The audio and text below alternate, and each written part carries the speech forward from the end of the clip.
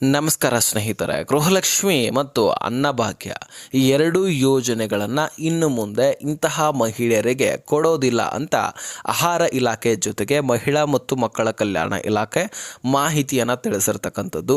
ಹಾಗಾದರೆ ಸ್ನೇಹಿತರೆ, ನಿಮ್ಮ ಬಳಿ ಕೂಡ ರೇಷನ್ ಕಾರ್ಡ್ ಇದ್ದಿದ್ದೇ ಆದರೆ ಅದು BPLೇ ಇರಲಿ ಅಥವಾ APL ಕಾರ್ಡೇ ಇರಲಿ, ಅದು ಇನ್ಮೇಲಿಂದ ರದ್ದಾಗುತ್ತೆ. ನಿಮಗೆ ರೇಷನ್ ಅಂಗಡಿಗೆ ಹೋಗಿ ರೇಷನ್ ತೆಗೆದುಕೊಳ್ಳಲಿಕ್ಕೆ ಅವಕಾಶ ಸಿಗೋದಿಲ್ಲ. ಜೊತೆಗೆ ನಿಮ್ಮ ಅಕೌಂಟ್ಗಳಿಗೆ ಗೃಹಲಕ್ಷ್ಮಿ ಇಲ್ಮೇಲಿಂದ ಸ್ಟಾಪ್ ಆಗಿಬಿಡುತ್ತೆ. ಯಾಕೆ, ಯಾವ ಕಾರಣಕ್ಕಾಗಿ ಈ ಗೃಹಲಕ್ಷ್ಮಿ ದುಡ್ಡು, ಅನ್ನಭಾಗ್ಯ ದುಡ್ಡು, ಅದೇ ರೀತಿಯಾಗಿ ಅನ್ನಭಾಗ್ಯ ಅಕ್ಕಿ, ಇನ್ನು ಮುಂದೆ ಬರತಕ್ಕಂತಹ ಕಿಟ್ಟುಗಳು ಸಿಗೋದಿಲ್ಲ?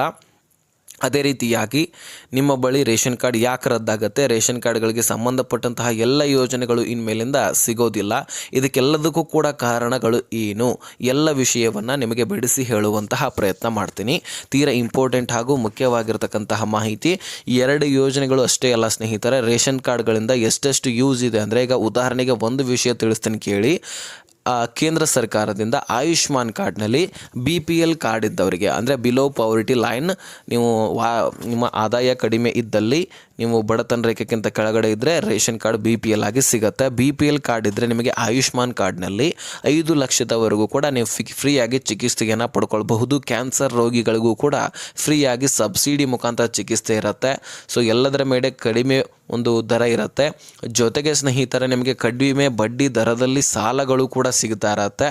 ಹಾಗಾಗಿ ನಿಮ್ಮ ರೇಷನ್ ಕಾರ್ಡು ಅತಿ ಅವಶ್ಯಕ. BPL ಇನ್ನು APLದೇ ಆಯುಷ್ಮಾನ್ ಕಾರ್ಡ್ ಇದ್ದರೆ ಅದಕ್ಕೆ 3 ಲಕ್ಷದವರೆಗೂ ಕೂಡ ಚಿಕಿತ್ಸೆಯನ್ನು ಪಡ್ಕೊಳ್ಬಹುದು.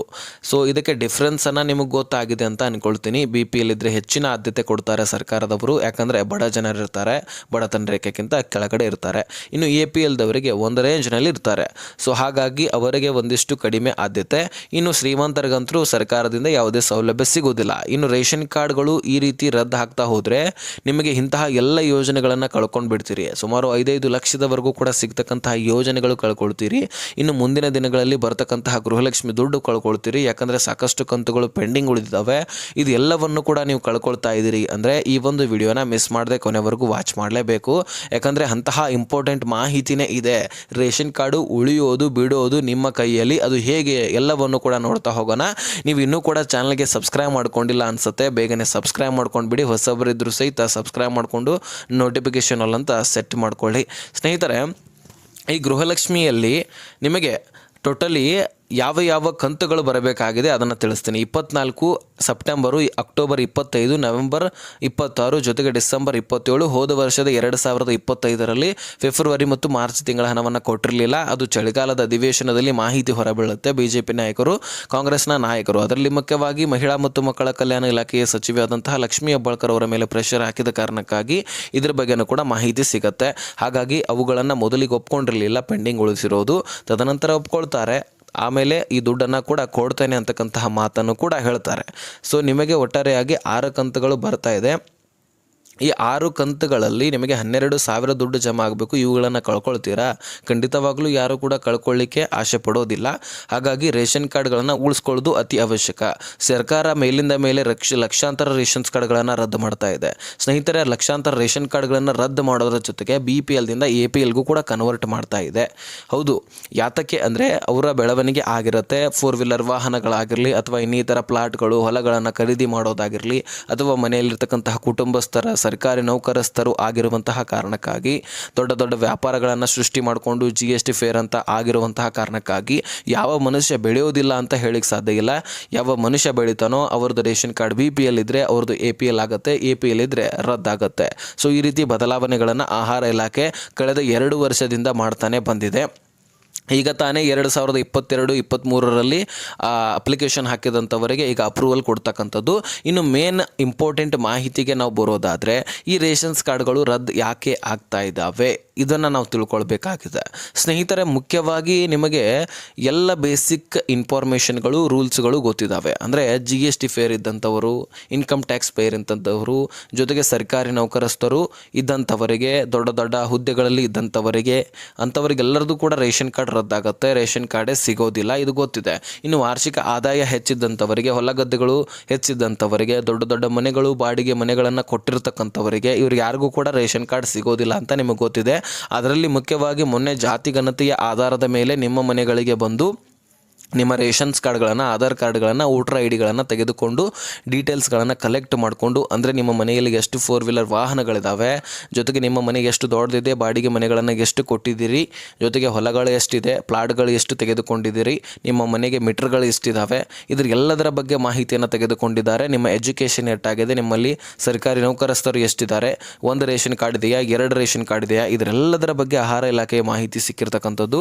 ಆಹಾರ ಇಲಾಖೆ ಇದರ ಆಧಾರದ ಮೇಲೆ ನಿಮ್ಮ ಮನೆಯಲ್ಲಿ 2 ರೇಷನ್ಸ್ ಕಾರ್ಡ್ಗಳಿದ್ದರೆ ರದ್ದು ಖಂಡಿತವಾಗ್ಲೂ ಆಗ್ತಾ ಇದೆ. ಕೇವಲ ಹಿರಿಯರ ನಾಗರಿಕರ ರೇಷನ್ಸ್ ಕಾರ್ಡುಗಳು, ಅಂದರೆ ಹಳೆಯ ರೇಷನ್ ಕಾರ್ಡು, ಅದರಲ್ಲಿ ನಿಮ್ಮೆಲ್ಲರ ಹೆಸರನ್ನು ಸೇರ್ಪಡೆ ಮಾಡಿಕೊಳ್ಳಿ. ಈ 2 ರೇಷನ್ಸ್ ಕಾರ್ಡ್ಗಳನ್ನು ಮಾಡಿಸ್ಕೊಂಡಿದ್ದೀರಿ ಅಲ್ವಾ, ನಿಮ್ಮ ರೇಷನ್ ಕಾರ್ಡನ್ನು ನಾವು ರದ್ದು ಮಾಡ್ತೀವಿ ಅಂತ ಹೇಳ್ತಾ ಇದೆ ಸರ್ಕಾರ. ನೀವು ಎಲಿಜಿಬಲ್ ಇದ್ರಿ, ಆದರೂ ಸಹಿತ ನಿಮ್ಮ ರೇಷನ್ ಕಾರ್ಡ್ ರದ್ದಾಗುತ್ತೆ. ಯಾಕಂದರೆ ಕೇವಲ 1 ರೇಷನ್ ಕಾರ್ಡ್ನಲ್ಲಿ ಎಲ್ಲರ ಹೆಸರನ್ನು ಸೇರ್ಪಡೆ ಮಾಡ್ಕೊಳ್ಳಿ ಅಂತ ಸರ್ಕಾರ ತಿಳಿಸಿದೆ. ಅಥವಾ ನೀವು ಬೇರೆ ಬೇರೆ ಮನೆ ಮಾಡಿಕೊಂಡು, ಅಂದರೆ ಬೇರೆ ನಿಮ್ಮ ಜೀವನವನ್ನು ನೀವು ನಡೆಸ್ತಾ ಇದ್ದೀರಿ, ನಿಮ್ಮ ತಂದೆ ತಾಯಿರು ಒಂದು ಕಡೆ ಇದ್ದಾರೆ, ನಿಮ್ಮ ಅಣ್ಣಂದಿರು ಅವ್ರ ಜೀವನ ಅವ್ರು ನಡೆಸ್ತಾ ಇದ್ದಾರೆ, ಹೀಗಂತ ಅನ್ನೋದಾದರೆ ಅದಕ್ಕೇನು ತೊಂದರೆ ಇಲ್ಲ. ಒಂದೇ ಮನೆಯಲ್ಲಿ ಎಲ್ಲರೂ ಕೂಡಿ ಇದ್ದೂ ಸಹಿತ ಬೇರೆ ಬೇರೆ ರೇಷನ್ ಕಾರ್ಡ್ಗಳನ್ನು ಮಾಡಿಸ್ಕೊಂಡಿದ್ರೆ ಖಂಡಿತವಾಗ್ಲೂ ರದ್ದಾಗುತ್ತೆ. ಯಾಕಂದರೆ ಸರ್ಕಾರಕ್ಕೆ ಲಾಸ್ ಆಗ್ತಾ ಇದೆ. 1 ರೇಷನ್ ಕಾರ್ಡಲ್ಲಿ ಹೆಸರನ್ನು ಸೇರ್ಪಡೆ ಮಾಡ್ಕೊಂಡಿದ್ರೆ ಇದುವರೆಗೂ 23 ಕಂತುಗಳು ಬಂದಿದ್ದಾವೆ.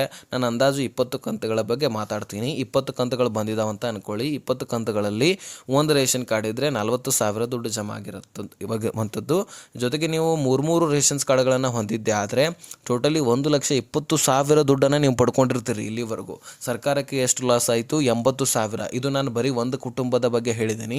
ಲಕ್ಷಾಂತರ ಕೋಟ್ಯಾಂತರ ಕುಟುಂಬಗಳಲ್ಲಿ ಒಂದೇ ಮನೆಯಲ್ಲಿ 3 ರೇಷನ್ಸ್ ಕಾರ್ಡ್ಗಳು ಕಂಡು ಬಂದಿದ್ದಾವೆ. ಹೀಗಾಗಿ ಸರ್ಕಾರ ಎಚ್ಚೆತ್ಕೊಂಡು ಇದರ ಬಗ್ಗೆ ಜಾತಿ ಗಣತಿಯ ಜೊತೆಗೆ ತಲೆ ಓಡಿಸಿ ಡೀಟೇಲ್ಸ್ ಎಲ್ಲ ಕಲೆಕ್ಟ್ ಮಾಡಿಕೊಂಡು ನಿಮ್ಮ ರೇಷನ್ ಕಾರ್ಡ್ಗಳನ್ನು ರದ್ದು ಮಾಡ್ತಾ ಇದೆ. ಜಾತಿ ಗಣತಿ ಅಂದಮೇಲೆ ಸಾಮಾನ್ಯವಾಗಿ ಜಾತಿಯ ಬಗ್ಗೆ, ವೋಟರ್ ಐ ಡಿ ಬಗ್ಗೆ ತನಿಖೆ ಮಾಡ್ಕೊಂಡು ಹೋಗ್ತಾ ಇದ್ರು. ಆದರೆ ನಿಮ್ಮ ಮನೆಯಲ್ಲಿರ್ತಕ್ಕಂತಹ ಎಲ್ಲ ಡೀಟೇಲ್ಸನ್ನು ಕಲೆಕ್ಟ್ ಮಾಡ್ಕೊಂಡಿರುವಂತಹ ಕಾರಣ ರೇಷನ್ ಕಾರ್ಡ್ ರದ್ದು ಮಾಡಿ ಸರ್ಕಾರಕ್ಕೆ ಆದಷ್ಟು ಹಣ ಉಳಿಸುವುದು ಇದು ಮುಖ್ಯವಾದ ಡೀಲ್ ಅಲ್ಲಾಗಿದೆ.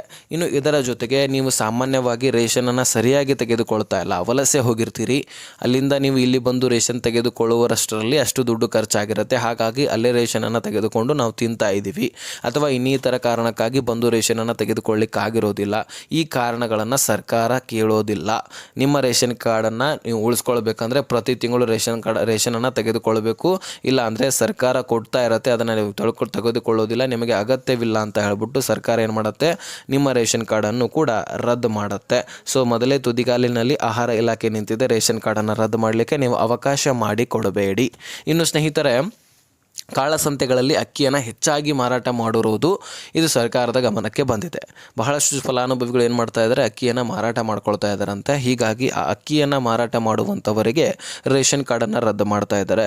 ಯಾಕಂದರೆ ನಾವು ಕೊಟ್ಟಿರ್ತಕ್ಕಂತಹ ಅಕ್ಕಿ ನೀವು ಬಡವರು ಇದ್ದರೆ ನೀವು ತಿಂತೀರಿ ಅಂತ ನೀವು ಮಾರಾಟ ಮಾಡ್ಕೊಳ್ತಾ ಇದ್ದರೆ ನಿಮ್ಮ ರೇಷನನ್ನು ಕೂಡ ನಾವು ರದ್ದು ಮಾಡ್ತೀವಿ ಅಂತ ಇಲ್ಲಿ ಮಾಹಿತಿಯನ್ನು ತಿಳಿಸಿ ನಿಮ್ಮ ರೇಷನ್ ಕಾರ್ಡನ್ನು ಕೂಡ ರದ್ದು ಮಾಡ್ತಾ ಇದೆ ಆಹಾರ ಇಲಾಖೆ.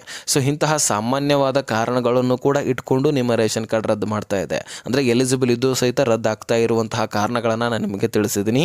ಲಕ್ಷಾಂತರ ರೇಷನ್ಸ್ ಕಾರ್ಡ್ಗಳು ರದ್ದಾಗ್ತಾ ಇದ್ದಾವೆ, ಇನ್ನೂ ಕೂಡ ರದ್ದಾಗ್ತಾ ಇದ್ದಾವೆ, ಇನ್ನೂ ಕೂಡ ವೆರಿಫಿಕೇಷನ್ ಆಗ್ತಾ ಇದ್ದಾವೆ. ರೇಷನ್ ಕಾರ್ಡ್ ರದ್ದಾಗಿದ್ದೆ ಆದರೆ ಗೃಹಲಕ್ಷ್ಮಿನೂ ಸಿಗೋದಿಲ್ಲ, ಅನ್ನಭಾಗ್ಯನೂ ಸಿಗೋದಿಲ್ಲ. ಇನ್ನು ನಿಮಗೆ ಬೇಸಿಕ್ ಎಲ್ಲವೂ ಕೂಡ ರೂಲ್ಸ್ ಗೊತ್ತಿದೆ, ಆದರೆ ಇದರ ಬಗ್ಗೆ ಗೊತ್ತಿರಲಿಲ್ಲ, ಅದನ್ನು ನಾನು ತಿಳಿಸಿದ್ದೀನಿ. ಇನ್ನು ಏನೇ ಕ್ವಶನ್ಸ್ ಇದ್ದರೂ ರೇಷನ್ಸ್ ಕಾರ್ಡ್ಗಳ ಬಗ್ಗೆ ಮಾಹಿತಿ ಬೇಕಾಗಿದ್ದರೆ ಡಿಸ್ಕ್ರಿಪ್ಷನಲ್ಲಿ ಇನ್ಸ್ಟಾಗ್ರಾಮ್ ಲಿಂಕ್ ಇರುತ್ತೆ, ಅಲ್ಲಿಂದ ಮೆಸೇಜ್ ಮಾಡಿ ಖಂಡಿತವಾಗ್ಲೂ ರಿಪ್ಲೈ ಕೊಡ್ತೀನಿ.